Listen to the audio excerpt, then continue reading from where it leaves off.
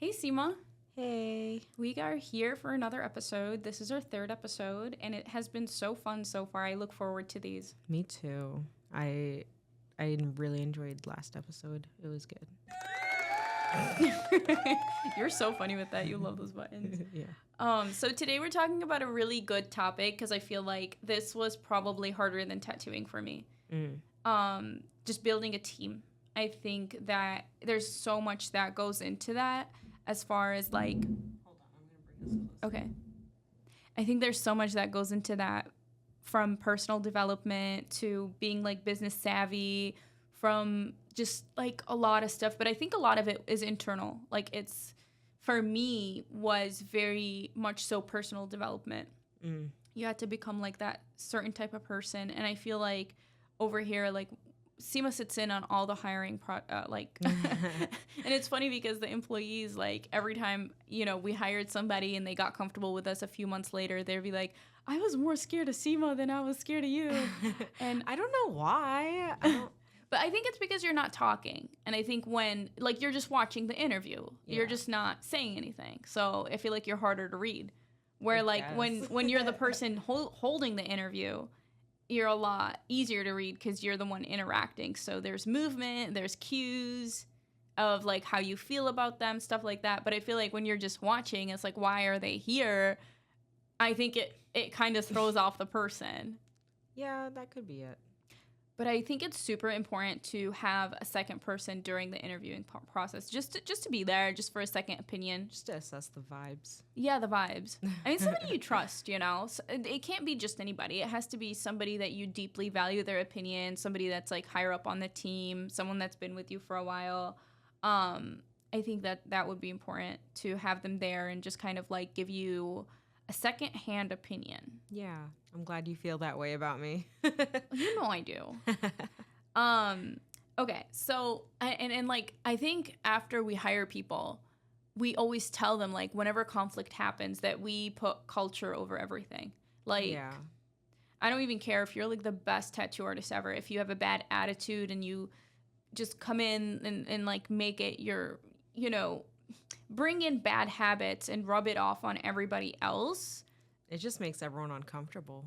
I think everyone being happy, comfortable, feel like they love their job. I mean, you spend most of your life working, right? Yeah, you might as well enjoy it. Yeah, really. And surround yourself with people that you actually want to be around anyway.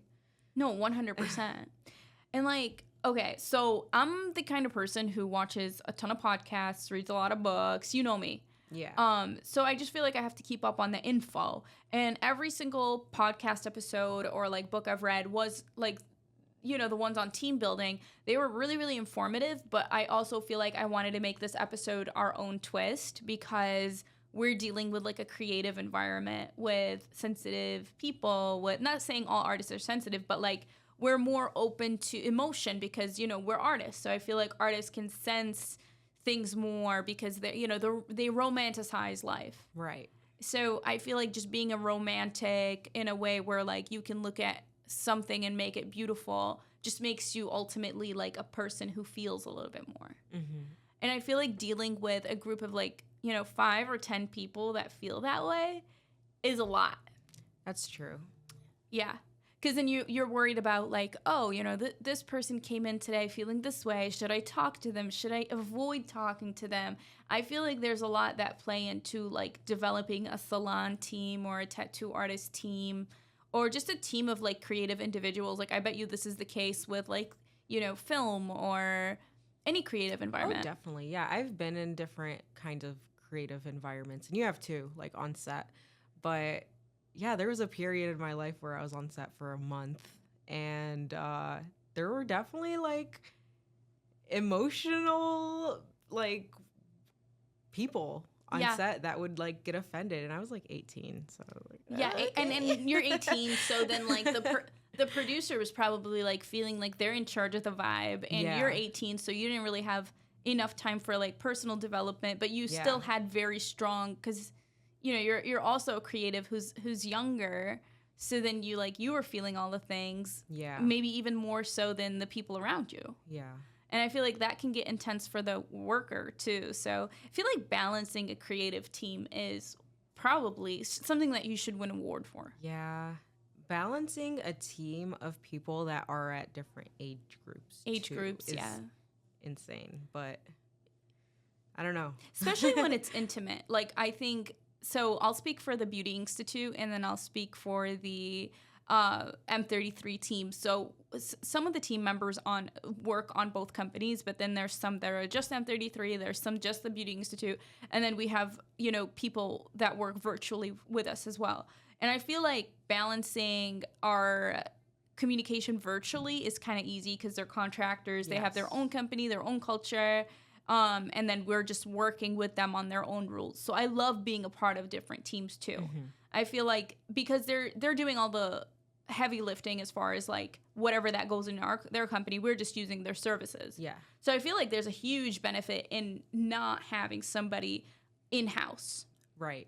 Because you're not responsible for their insurance. You're not you're not responsible for them feeling like they love or hate their job. You're just another client. Yeah. So I think in this episode too, I kind of wanted to build a structure about how it feels to be managing or building a team, just for anybody that's like doing it or thinking about it. I feel like there needs to be more dialogue in the industry we're in, because I feel like a lot of people are working in studios and a lot of people are so involved in their own practice that they have no clue if the problems they're facing are, common or uncommon. You need somebody to bounce off of, to feel like you're a part of a community that could take an idea, evaluate it, and then see, okay, is this normal? Is this not normal? What's your procedure? What's my procedure?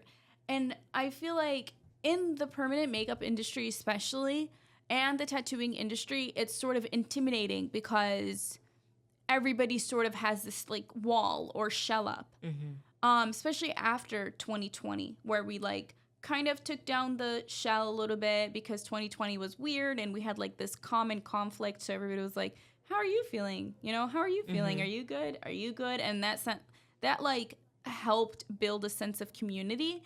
But then I felt like after we surpassed 2020 and now we're in 2023, we're back to sort of close your door, don't talk to strangers, because like people did get a little bit weird now. Even more. Yeah, we're reverting back to our old ways, but a little bit even more, because I feel like we're a lot more disconnected than we were before COVID, just because the rise of TikTok too, because we get to see like firsthand what's going on in different places. I feel like, it's not. Yeah, and like I do feel like because like the economy isn't as healthy as it used to be, you're seeing a little bit more crime everywhere.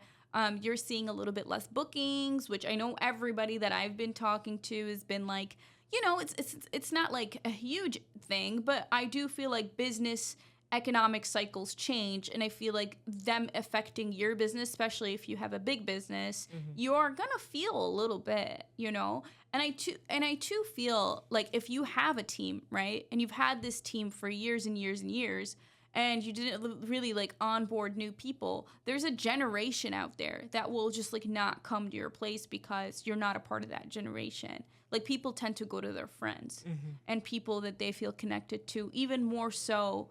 Sometimes I will see artists who aren't as good as other artists, but like if they have more friends and stuff and like they're a part of that community, you'll see people come in to the shop for them. For that reason, it has nothing to do with like years of experience, skill, whatever. People just want to feel like they fit in. Yeah.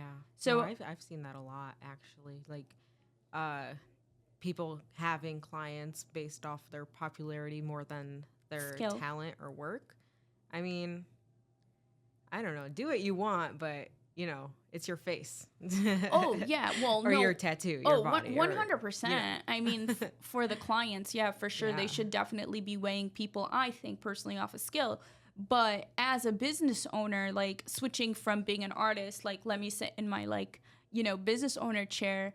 You have to make sure that you're hiring people that are gonna keep your place sort of fresh. Right? Yeah. Because, like, for example, like, I'm turning 30 in September.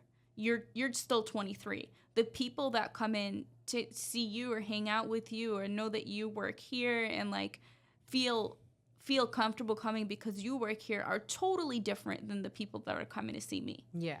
And I feel like a successful place should make everybody feel included, so that reflects on like your team. Does your team, do you have people, are you serving the target audience that you want to be serving, and is your team helping out with that?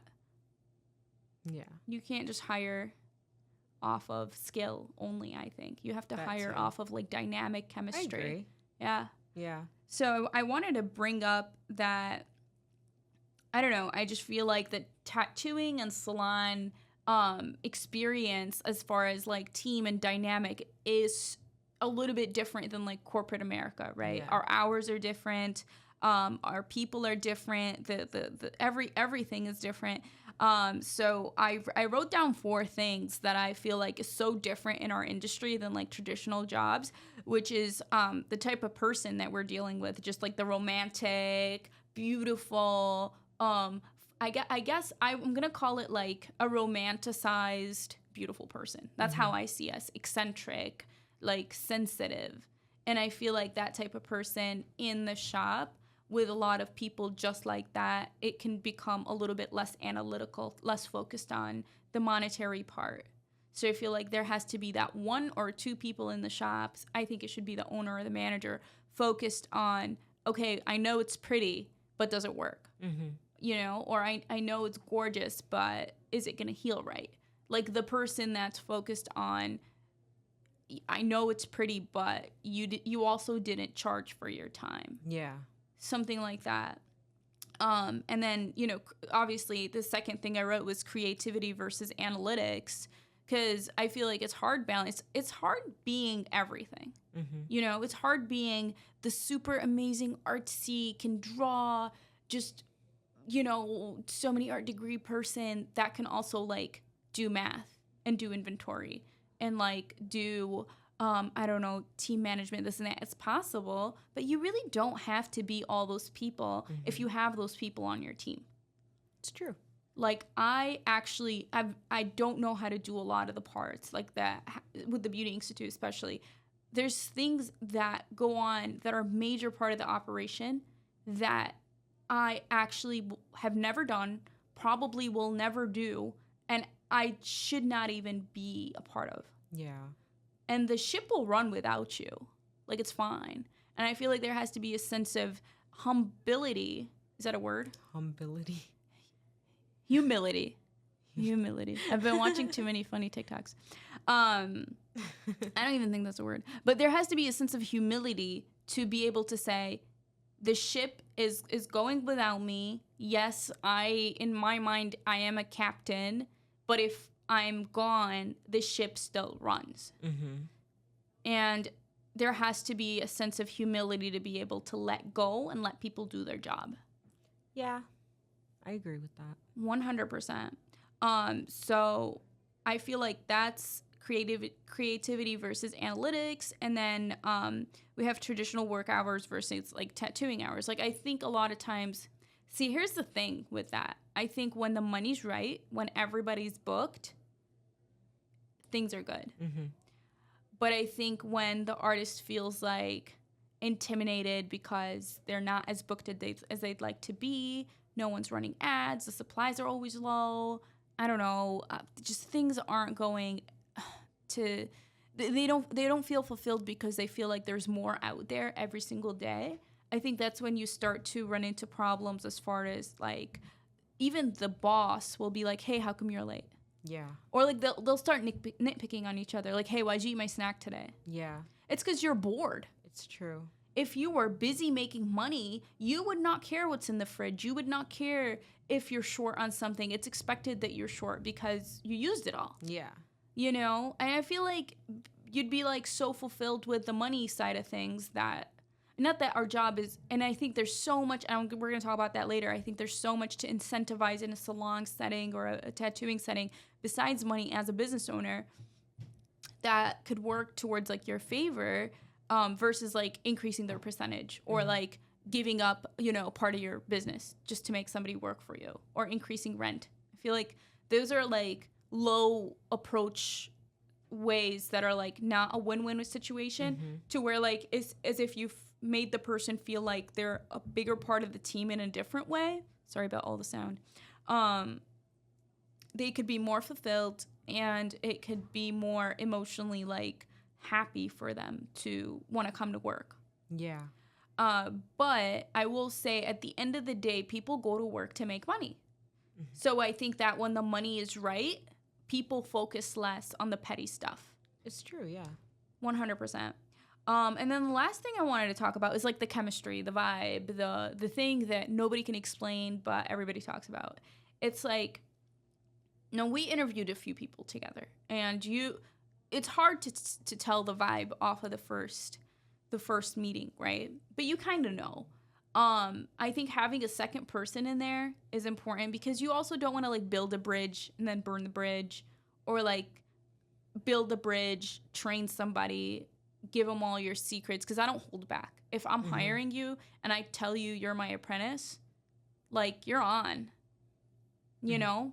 Like, I'm going to teach you everything I know. Yeah. And I feel like just building that without, like, hiring the right person just kind of sucks. So I think a good saying they say is, like, hire slow and fire fast. But I believe it's hire slow and fire slow. Because there's been instances where I wanted to let go almost every single person that worked here. And had I not slept on it for 3 days or 2 days, I don't think I'd have a team. Yeah. No, like, there's been a conflict with every single person that I've worked with, and it's natural. You're going to have conflict with every single person you work with, especially on an intimate level. Like, I don't think I've felt that way over, like, virtual people. No, never. But, yeah. No, wait, I have. It can happen virtually, but I think that's way more monetary than it is. Who, but I was like, no. I was like, give me the tea. But no, it's a lot harder to keep up with the more intimate in-person relationships than it is online, obviously. But yeah, as long as you don't act fast to like your emotion, you kind of think about it first. Yeah. You can't really have much of a problem. And I think, too, as, like, a business owner, you can't be so into your ego that you're like, I can't do no wrong. Wait, are you okay? Is it the sound? No, there's nothing wrong. Oh. I feel like you can't be so into your ego that you're like, I can do no wrong. If I fire this person, I called the right shot. I know they were stealing. Like, I've heard that from other people. I know they were stealing. Yeah. Even though the person did not steal. Like, the owner really felt that person was stealing. And sometimes even if they did steal from you, it's like, they've worked with you for 5 years. You made way more money off of them. And I'm not speaking for a situation or like I don't want to give like a detailed example, because I don't think that's fair. Every situation is different. But you really have to pick your battles. Yeah. And I think a lot of that can be avoided by hiring slow. Firing slow, too. I don't think you should fire fast. I don't think I should fire fast, just because I'm really emotional. Like, I am an artist, too. Mm-hmm. So I feel like a lot of times, like, I'll say the situation out loud, and I think this is something that really helps me, is, like, I'll say the situation out loud to, like, 1 or 2 people that I really, really trust, and I'll get their feedback. And my husband's my favorite person to do that with, because he'll sit there and he'll laugh at me. He's like, do you see how worked up you are right now? Over what? Yeah. Is this really worth it? He's like, wait, let me run back. This is what he does. He's like, let me tell you what we're really focusing on. He'll say, let me just review our company plan from top to bottom with you. And I'm going to base your conflict on this scale right now. And you're about here. And it's not affecting anything here. But you're giving it this much energy. That's smart. He says that to me, and he's like, are you good with that? And I'm like, no. He's like, okay, so you're going to have to process it, and we're going to have to let it go. He's better than me. I'd be like, and she ate your snacks. What do you mean? Well, yeah. So I feel like look, I don't want to be sexist or say anything like that, but I think it's so good for a team of females to have at least like 2 men on the team. Like, I really need a guy to really laugh at me, because guys are hilarious in that. They literally stare at you. They process the world so differently. I think, like, talking to a dude. Yeah, because they don't. I don't know. Like, have you ever seen a guy's friendship? Like, they're so different. They are. I mean, they can literally like punch each other and then become friends the next minute. Yeah, it's the weirdest thing. I'm like, oh, you looked at me weird? Blocked. Yeah. No, I mean, I'm not like that, but like, dude, yes, guys are different freaking creatures. Like, I don't want to talk about any of that stuff, but I just think every single man I know, from my dad to my husband to my brothers, the way they process reality, I feel like they're in a different dimension. So I feel like it's really good to run stuff like that by them. We did part 1 of the podcast. So part 2 is about people who are considering building a team, are a part of the team, are, just dealing with a team in general. Because I feel like now we have studio suites versus salons. Yeah. I feel like you're either on your own or you're not. And I feel like there's, I think being a part of a team in a tattoo setting is so awesome because there's so much that go into it, from like designing to tattooing to going to conferences to going to shows. Different opinions too. Different clients. I mean, it's just so nice to be able to rock back and forth on different things. Mm-hmm. So I feel like that's very interesting. So I worked alone for like years, right? And I feel like that was nice for self-development. And there was a lot of like humps in the road that I had to like, figure out myself. But there was always like, I think, and I was always a part of a bigger team. But as far as like PMU and stuff, I was kind of on my own. And then when I ventured out, I think what really, really made me want to be more involved with other people in the industry was 2020 when we all got locked up, and then me going online and searching for an online community. Right. It made me understand how valid it is, even if the person is online, to feel like you're a part of a huge like beehive. Mm-hmm. And I feel like it changed the way I feel about the industry. It made me more passionate because then you start to see all the building blocks, from manufacturers to suppliers to other artists. And I think that part to me was just really like emotional in a way. So I think that's really cool. So I think for me, like the other day, I think the funniest thing that happened that I wanted to bring up on this episode was Jenna walks up to me and she goes, Shay, like in a few years, I want to be where you are. Like you have employees and you got the whole thing. And like, you're at the end of the road, basically. And I looked at her and I'm like, thank you so much for thinking like so highly of me. But at the same time, it's like, I feel like I'm just another part of the machine. It's kind of like a chessboard, right? Yeah. You have all your pieces and they all do a certain thing.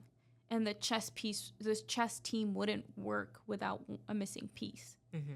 And I feel like I'm just another piece. It doesn't matter what piece you are. You just have to do your role. Mm-hmm. Like the queen moves this way, the pawns move that way. And it's like, even if there was like 2 pawns missing, you could still play the game, but it would not be complete. Yeah. Someone with those 2 extra pawns has 2 extra pawns on you. So I feel like for me, it's like, I'm just a piece of the puzzle. So it's like, it doesn't matter what part of the puzzle you are in. It's about the company. Yeah. It doesn't matter, like I think everybody on the team just has to put the goal first. Yeah. Whether it's like, even if it's a personal goal, like even if it's like, I want to become a better person, or I want to become a better artist, or, I want to build my personal brand. That's fine if that's your goal within the company. Like it's totally fine as long as, you have something that you're going forward to, and then you don't think about anything else except like protecting yourself, achieving your goal, and not throwing anybody else under the bus for that. Yeah, of course. I think that's really a good thing. So I think that's what I wrote, that it's not about you, because I think a lot of salon owners want to say that they have a team to say that they have a team for them, like they own the team, or like it's a belonging. Like I have a house, I have a car, I have a team. Yeah. It's not like that. Yeah. I think when you have a team, it's a privilege that you're working with other people. Yeah. And that you are being, and nothing stays the same, right? So you're just like a stepping stone for that person to use you and for you to use them. It's like a mutual benefit.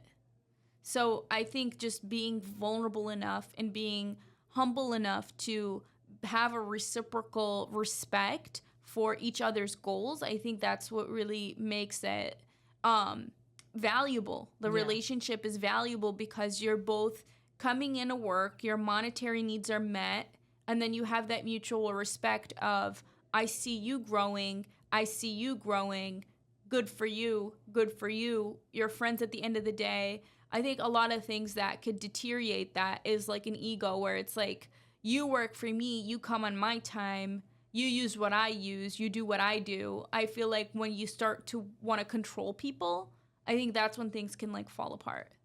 Yeah, I agree with that. I feel like they get like kind of power tripped even. Like, yeah, I'm the highest. That like they have a hierarchy or even like something Yeah, like like that. it's not a hierarchy, it's more of a machine. Yeah. Like I think of a team as more of a car. You have the engine, you have the part where you fill up the gas. But they're all working together. Exactly. Yeah. And it's not like one thing is important than the other. Mm-hmm. I mean, like you can have the most gorgeous car, but it's like you can't really drive it if it has like a body part missing. Yeah. You know, even if the engine is like an AMG whatever, but then it has like a missing wheel. Yeah. Well, where are you going to go with a missing wheel? Exactly. I mean, imagine the engine had a power trip that it's the engine. Yeah. And like it was like, you know, screw the wheels. I don't need the wheels. I'm going to just fire all the wheels. And then where are you going to go? Yeah. So that's a good analogy. Yeah, no, that's really how I see it though. It's just like you're just a part of the machine. And in order for the machine to run, every part of the machine has to do their job and feel valuable. And then I think and as a business owner, for me, I think the hardest part is making everyone understand that you're just as emotional as they are, and you're just as human as they are, and you're just as much as a part of the team as they are. Because if they're tripping out sometimes, they'll be, you know, the finger gets pointed to you first thing. It's always the CEO. Oh, yeah. It's always their fault. Like, they have to bear the burden of the company, for example, like going broke, or the company's too dirty, or the company's too hot or cold or whatever. It's like always their fault, right? So they're the easiest person to like point the finger, right? And I think for me, the hardest part is like having all these fingers being pointed at you, you knowing that you're in charge, but then also saying to yourself, I'm just much as of a person as you guys are too. Yeah, of course. And I think that part for me took a while to learn. Like, I'm just as much of a vulnerable little girl as much as somebody who is, you know, a younger artist working at the shop. Yeah. You're never done growing. Yeah. You know, you can get better, but we all have feelings. We all have an energy threshold. We all have a time threshold. We all have an obligation threshold. And it's like, you can't put the pressure on yourself just because other people are pointing at you. Like, especially, you know, with customer service. You know, like you're answering people sometimes. And you're like, okay, like there's so much that needs to be done for so many people. And if you bear that burden as if you look at it like, oh, it's my fault, I should be better. That's a good thought. But at the same time, it's like, dude, you come to work, you put in your 6 hours, you go home. Yeah. That's it. I feel like the same can be said the other way around, too. Like, I feel like sometimes working in customer service, people forget that. Oh, yeah. Like, we have feelings. So they'll talk to us like they, you know, like it's whatever. our fault that they put their address in wrong, or it's our fault that it got shipped and, you know, no one picked it up. So now it's in the postal office. Like, and then they get mad at you. And then they get mad at you and you're like, oh, well, what can I do? And then also in like the work environment, like if you're working intimately with your, you know, your colleagues, being a little bit higher up, like a manager telling them like, hey, like don't do this or do that, you get kind of villainized. Like, yeah. Like, dude, I'm just trying to like help, you know? Yeah. I'm not trying to be mean or annoying, but yeah, like, you know, we have feelings too. No, 100%. And I think so there's two things. I think, and we started off the episode saying that culture is the most important, right? And it's like, how do you build culture? Well, okay, we said the vibe. Okay, of course. The money has to be right, of course. But I think the last thing is like how you deal with conflict. Yeah. I think you have to establish your own way that your company deals with every single problem that feels like it's the same exact way that you've dealt with it before. Mm-hmm. There has to be a method of, is it a meeting? Is it individual? It's something that worked before. It has to be something that's worked in the past. And I think changing up the way you deal with conflict is probably the number one culprit to teams falling apart. Yeah. Is like, well, we've dealt with conflicts in the past with 1, 2, 3 and it worked, 1, 2, 3 and it worked, and then something comes up and you lose your temper. Yeah. It's so much easier falling down the stairs than climbing like a 300-step stair. True. And I think it's so much easier to like lose than gain, unless you're trying to lose weight. Yeah. Then it's so fucking hard. But I think like losing stuff or like being villainized, especially when you're in a position where you seem like a power authority or like an intimidating authority or something that has something to lose. When you have more to lose, you just have more to lose. Yeah.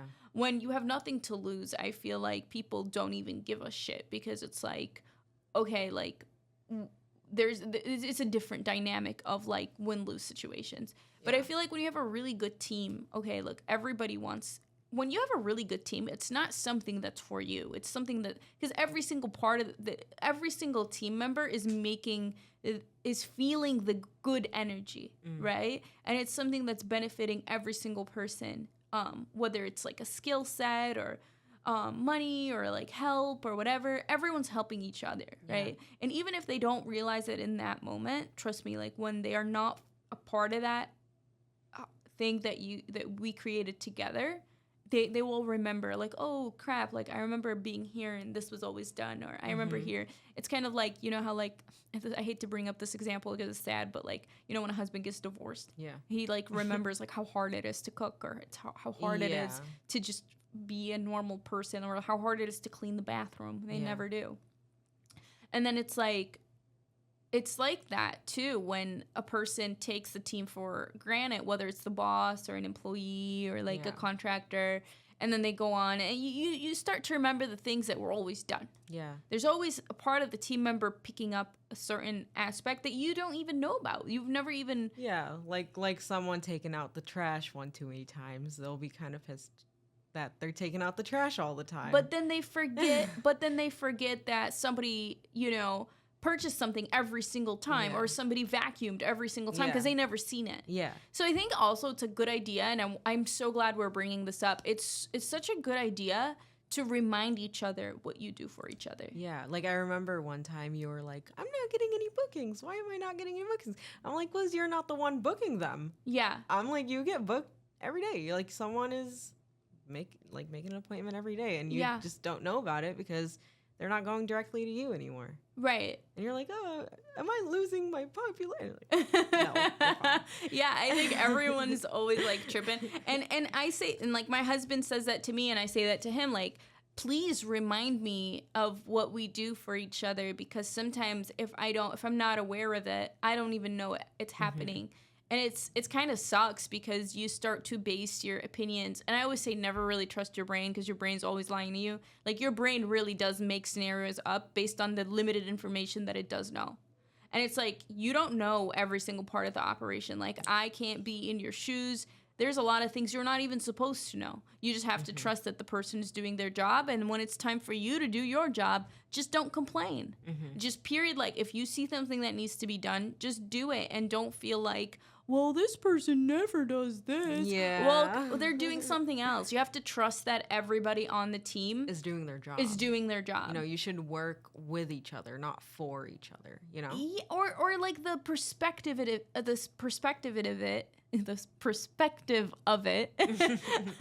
the perspective should be like, if I do this, helping them is equivalent to helping me. Yeah. Because I feel like if the CEO has that attitude, it does rub off on the people, but I feel like different meetings have to happen to put everybody on the same boat.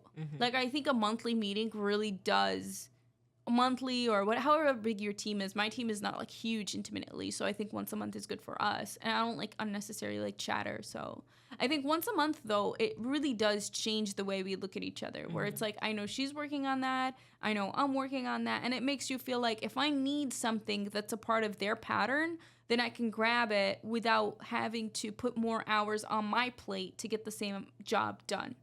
So I think that's like really awesome, is just like knowing the value of each other just by communicating it.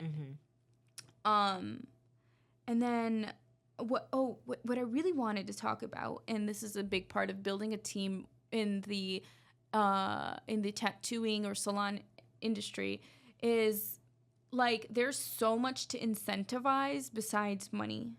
Like, for example, I much rather work with you if, let's say, you have a completely different tattooing style than me.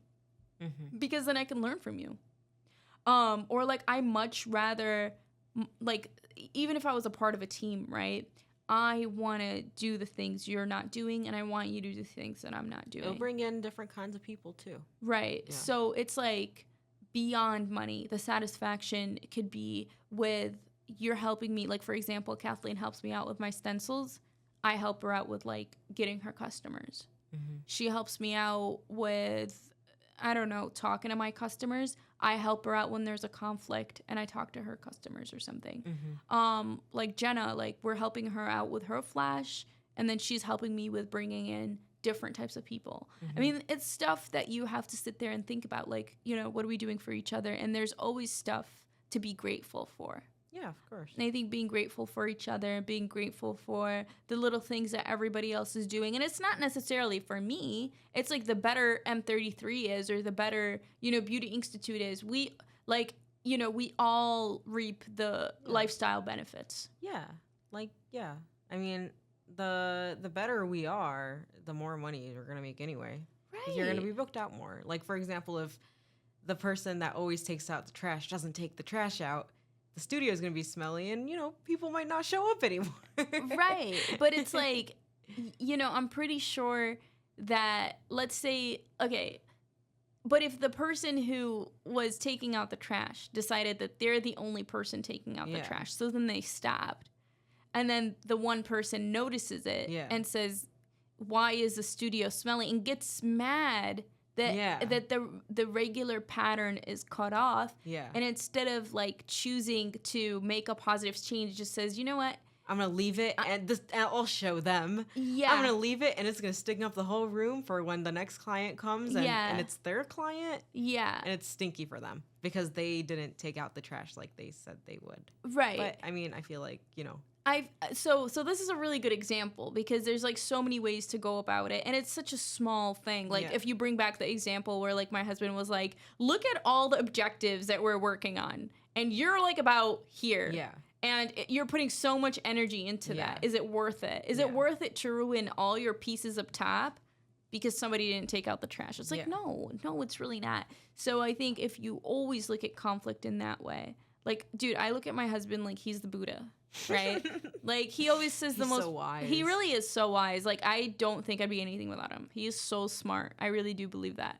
And yeah, so I think like there's so many things you could do, and it's like, what if the person didn't take out the trash because, you know, they were counting the drawer, or they were like, you know, ordering things, or they couldn't leave the studio, or they like, just simply forgot. Oh yeah, exactly. It's like, give the people like the benefit of making a mistake. It's like, because we all make mistakes. Yeah. You know, like there's a really good Marcus Aurelius quote where it's like, whenever you feel angry at somebody for making a mistake, reminisce the time that you've made that mistake.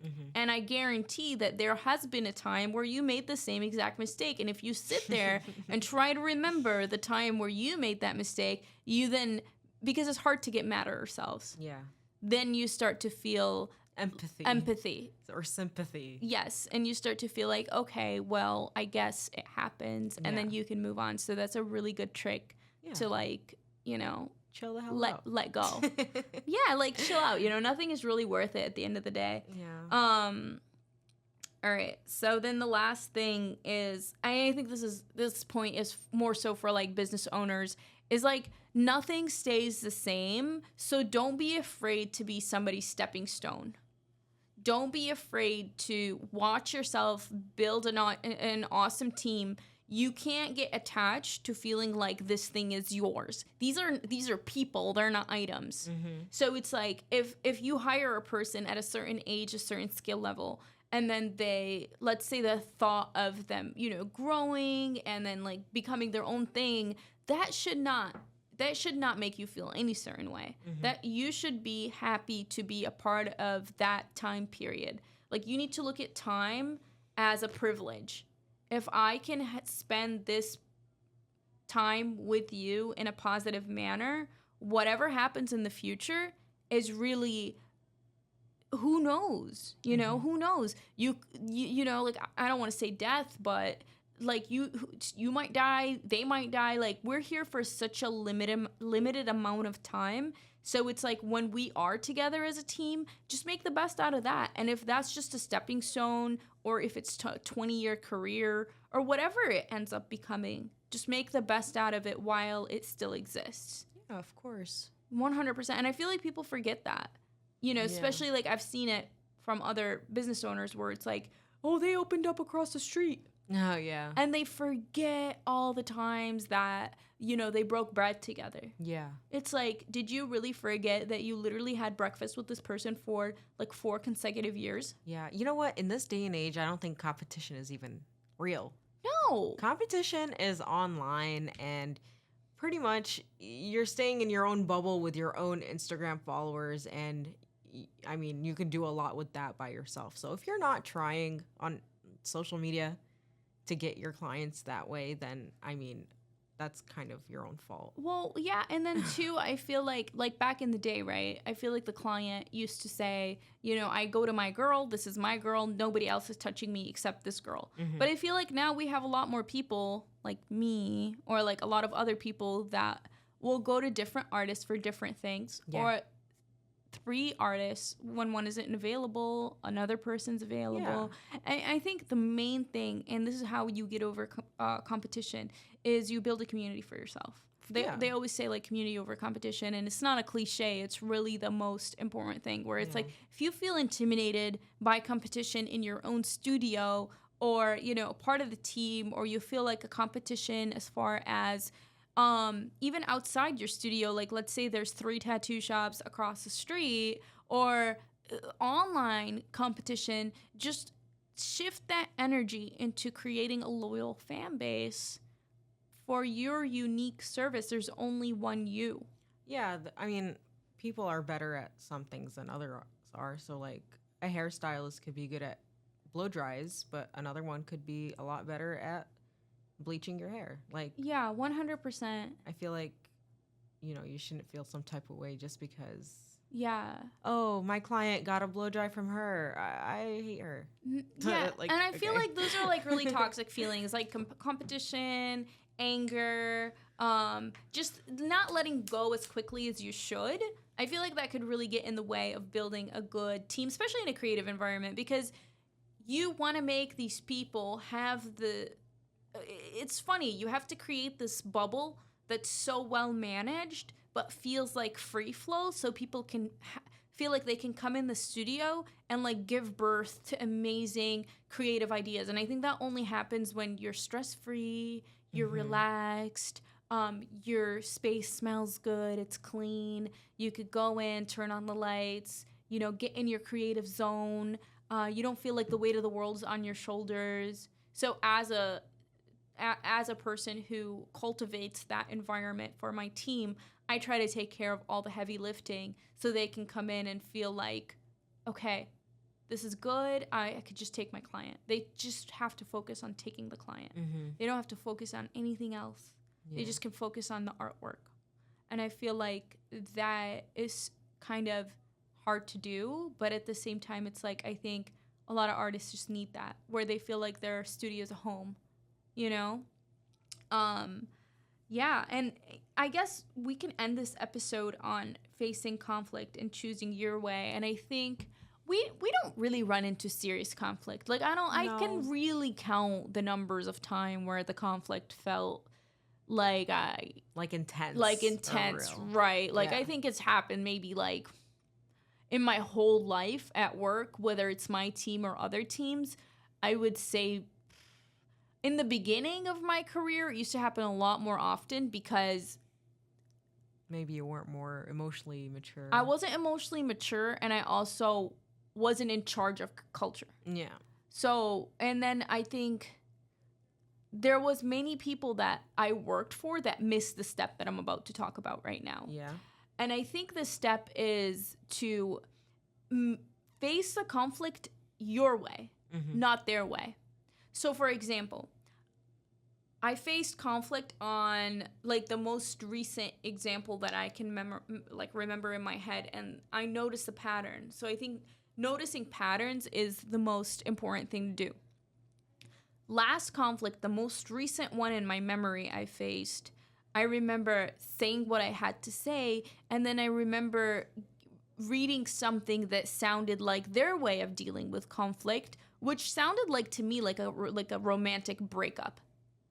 And I was like, okay, this has not worked before. This is how they deal with conflict, but what is my way of dealing with conflict? And you have to you can't be manipulated into going down the path that they choose to deal with conflict, whether that's, a really long text message or, egging your car, I don't know, or like, I don't know, some people can get like sort of like loud, or some people can get rude in front of others. Like there are multiple different ways that person in front of you could choose to deal with conflict, whether it's cussing you out or whatever. In order to keep people around you, you have to stay true to your method of dealing with conflict. And I think for me, it's always been wait 3 days, wait 2 days at least, and then talk in person. Never talk over text. Like just don't engage. Even if you see the breakup long text, just don't engage, seriously. And just give yourself time to process it. Focus on your emotions. Don't get pulled and trapped and manipulated into their method of how they deal with their life that stems from the way they grew up, who raised them, their parents, their siblings. I mean, it stems from their self-worth. It has to do everything with them and nothing to do with who you are and how you want to run your business. So why are you letting their way manipulate you into building your culture? It makes no sense. So I think putting aside your how you grew up, how you dealt with your mom, your personal trauma, putting aside what makes you a human, really, putting that on the side, and then referring back to a concrete methodical way of like 1, 2, 3. This is the situation. Let me talk about it with my 2 most trusted people. Giving it time, just analyzing it like data instead of being caught up in it is so different. It's such a different thing, and it produces an ultimately extremely different result. I think being a part of the movie is always different than like being the person watching the movie. I agree. Like in a scary movie, you're like, don't go in the room, don't go in the room, don't go, and they always go in the room. And you're like, why the fuck did you go in the room? But it's like, once you're a part of that conflict, you're a part of the scene, you're a part of the sauce, you get lost in it. Yeah. And it's like, you have to find a way not to disassociate, but just to be aware enough to be a watcher of yourself, to say, okay, this is what's really happening. And I think a trusted team and a really good method, a pattern that you can create for yourself will really, really eliminate that. And I've worked for so many people in the past that did not have that method, and I was immature at the time, so they let me take the lead with my own trauma, immaturity, lack of this and that, and like it always ended up with me walking away from that situation, and that relationship would end right then and there because I have a strong personality and they let me take control when it wasn't my role to take control.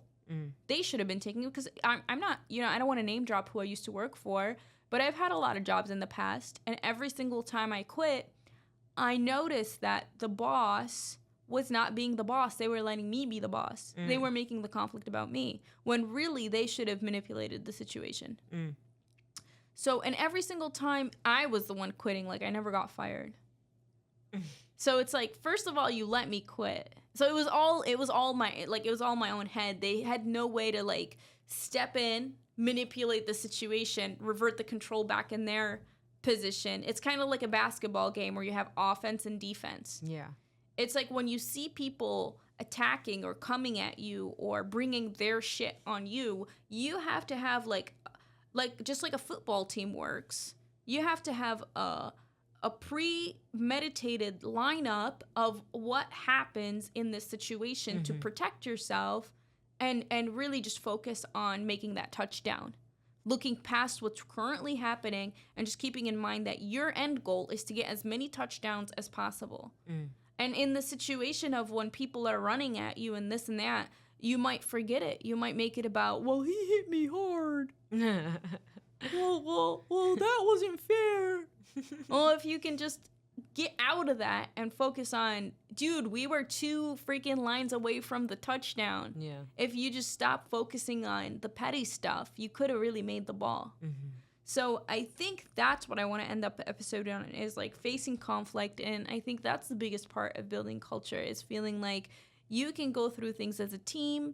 There's always a way to fall back on when things come up. It's like a backbone, really. And it doesn't have to be anything like aggressive. It just has to be a way that you tried in the past with different people, and it's just worked every single time. And it doesn't have to be the same way you face conflict with your family. It's just a way that you use at work. And that's just for me. That's my personal thing. Yeah, no, that's smart. Thanks, dude. How do you feel about this episode? It's good. I like it. Teamwork is good. All right. Well, I think we're pretty good. If you guys have any questions or want us to talk about a certain subject, we actually really enjoy these podcasts. So hopefully we'll catch you guys next week. And yeah, thank you for listening. Thank you. And if you're done listening and you felt like you learned something or whatever, I don't know, definitely let us know. Like DM us and let us know. I really do like to hear what you guys have to say about, I think we got a few messages from the first episode. Did we? Yeah, I shared them with you. Oh, I didn't see them. Oh, yeah, no. I remember. Yeah, and I think that, we get excited. Like, I'll send them to Seema and then, like, I don't know. So I just feel like it's very nice in the beginning to get some support so you can feel like, okay, yeah, we're getting listeners. It feels like you can keep going. Yeah. All right. Well, thank you guys for listening, and we'll see you next time. All right. Bye.